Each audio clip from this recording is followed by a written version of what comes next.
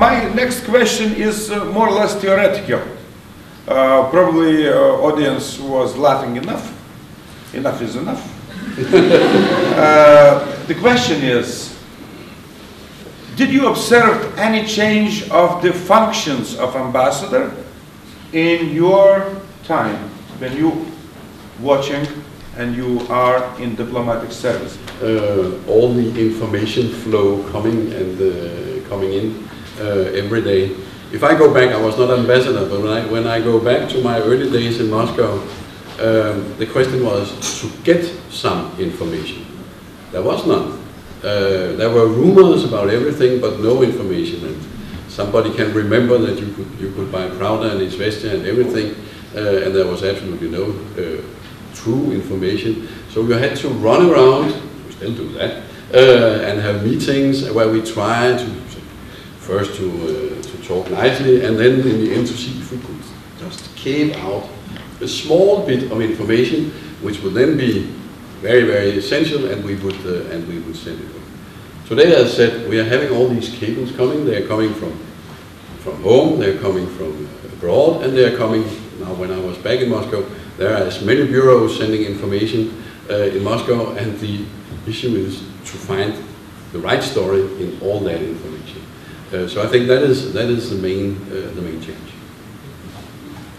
Right, I would absolutely agree that the information flow and management of it is the key change that I've seen in my career. When I started out, I would write reports on my kitchen table on a yellow pad, take it into the embassy, give it to a secretary, who'd type it up on a typewriter. You know what that is? A typewriter? And then we put it in some special machinery to send it to Washington. That's all gone now. The information is flying on the Blackberries, and the job of the ambassador is not to get information, but to plow through all the information to get to the truth. And then explain back to home, the headquarters, what it all means, because they're getting the information probably even before we are, instantaneously. And this business with the Baltic air policing announcement was also something that came as a total surprise to us here. And we had to react to that. But it happens a lot on many issues. Secondly, at least in American diplomacy, ambassadors are expected to be CEOs of their embassy. An ambassador does not just represent the foreign ministry, or in our case, the State Department. Embassies and ambassadors represent the entire US government. So even if we don't have a Department of Energy representative here, or a Department of Treasury representative, we represent those departments of our government. And so we're serving the entire interagency community in Washington. And that's kind of a new development, that ambassadors are increasingly being empowered to do that. And then the third thing I already mentioned that's different.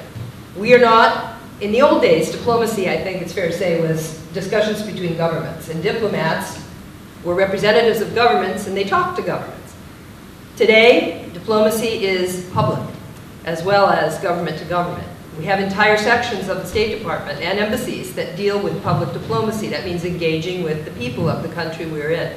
And that's increasingly an important part of US foreign policy anyway. So those are the three main changes I've seen in my time. Thank you, and again, I can agree with both colleagues. The changes described are definitely exactly the same as we are seeing in the Swedish Foreign Service.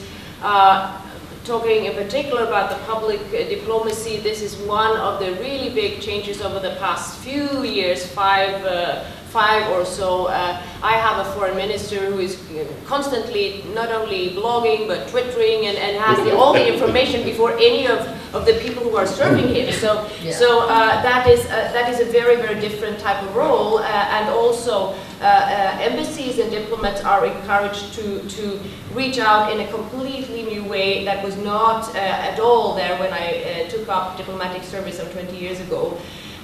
In addition to the information changes and also the whole of government approach that Anne has mentioned, which is also very, very clear in our diplomatic service, I would say that apart from the evaluating, assessing and explaining role, which is very important, I also think that it is a combination with increasingly niched type of job where diplomats will be sent to places where there are rather particular interests that we need to promote or advance.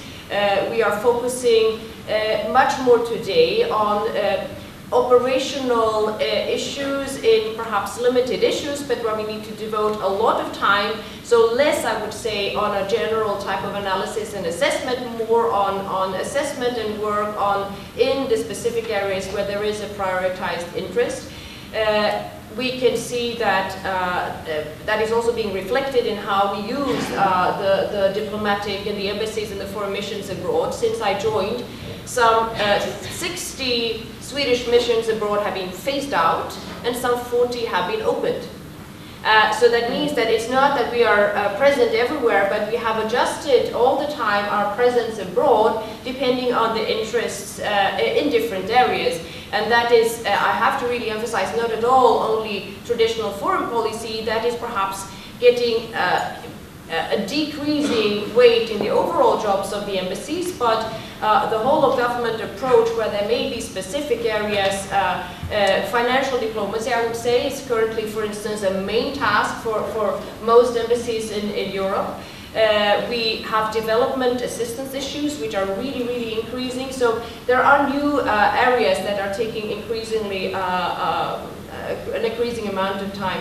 Finally, one very important thing that has changed the nature of the Swedish diplomacy was the changing travel and migration patterns. So all migration and asylum-related issues is a huge issue for most Swedish embassies that takes an enormous amount of time, and these are statutory requirements, so there is no choice. You need to perform the task. So if there is a heavy burden on that side, you can really put everything else aside, because this is what you need absolutely to do. And we had a very tragic experience in my country, along with many other countries, and where those most hit were, of course, the people in Asia who were hit by the tsunami in 2004.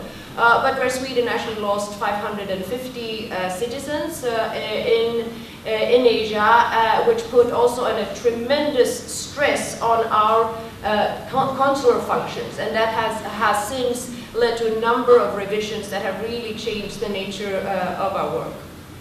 And I could say much more. The EU, this is of course, I joined before the EU. Nowadays EU, everybody will know that in an EU embassy, EU takes, what, 70% of our time? I don't know. Yeah, well, I would agree to what was said, and BlackBerry was mentioned, so this is one of the most recent changes and challenges. Probably is one of the cheapest ways of introduction of slavery. Absolutely. Working blessing our curse. 24 hours a day, 7 days a week without additional salary. And well, you get so used to this thing that you go to your bed, you go to your washroom with this BlackBerry, probably with the fear to miss an important kind of message from NATO headquarters. or some other important source. So now it's difficult, of course, to imagine diplomacy without computers, without mobile phones, without BlackBerries. And it changes the nature of diplomacy. Lots of people now read the Twitters of Carl Bildt or some other minister. The ministers are tweeting among themselves and writing blogs.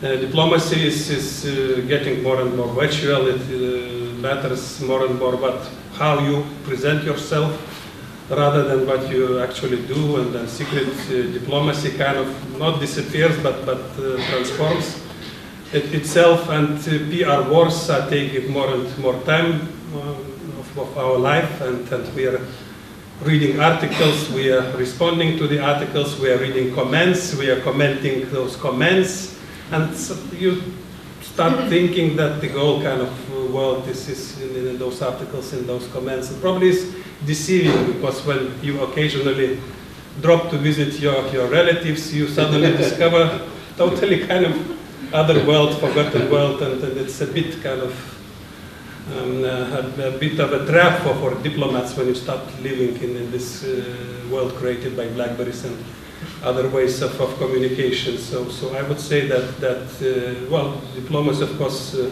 is now much faster, much more direct, that presidents and prime ministers communicate all those EU gatherings, NATO gatherings, and telephone calls, and they are writing SMS, and ambassadors are less important as a means of contact, so probably they are fulfilling now other missions, information analysis, but the old good forms of diplomacy remained. There's communication, eating, drinking for your own country. So I think this will never die. Well, perhaps I can only repeat and just give you an example that BlackBerry is a real challenge for ambassador, because more and more this direct link is established. The pattern is that the direct link between the decision makers or certain contact points is established, and if ambassador used to be, and still in many cases is kind of intermediary, official representative via whom information is being transmitted. These days, or past these days, more and more there is direct communication, and ambassadors are being bypassed. And that is a challenge for ambassador. It's a big, big challenge for ambassador. And well, the most recent case for me was when we had this on the 30th of January, the informal council. That was Monday, well, on that weekend I spent in my homestead with my kids and my dogs, and I was traveling back home somewhere in between 9 p.m. and 11 p.m. At 12 p.m. at 12:30 p.m. finally I managed to get my kids into the bed, and then I started reading, looking through my BlackBerry, and I stopped at the message from the assistant to President Van Rompuy. And the message was that the president intends to make a foreign policy statement at the end of the meeting, of the informal council. And basically that was the repetition of what the Foreign Affairs Council passed 3 days ago on Iran, Syria, and whatever. And I thought, well, how dull it is. Nothing new. Why is he going to do that? And at that moment I fell asleep. And next day I forgot to mention that to my boss, the president. And well, it appeared that the advisor to, or assistant to Van Rompuy sent this message or information only to so-called sherpas. That's a very stupid word for close aides to the heads of state and government. Also has something to do with notion of slavery. And no one else, ambassadors were bypassed, and no one else knew about that message. And well, I did not pass that to my boss. She didn't have it on her table, and I had a problem.